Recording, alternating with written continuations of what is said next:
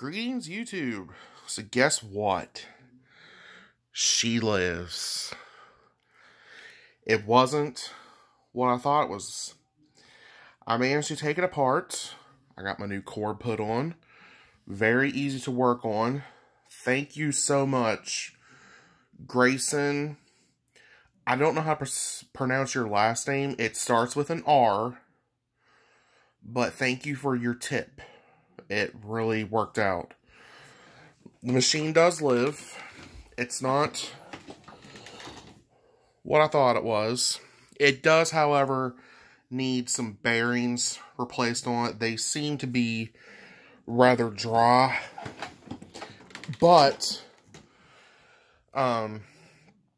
stay tuned for the near future. As me and my friend Bill at Vaclab have talked, we will do a restoration of the bearings on this machine. So I'm going to turn the machine on. I'm going to stick my phone down closer to the motor and let you folks hear what it sounds like.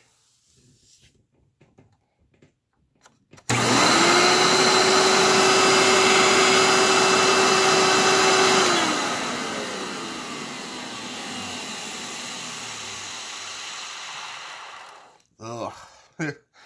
It definitely is a little bit dry. But stay tuned, and like I said, we're gonna do some work on this machine, and I'm actually thrilled that I was able to figure out the cause of the problem and get down to the root. So stay tuned for more videos. Thank you for watching. Later.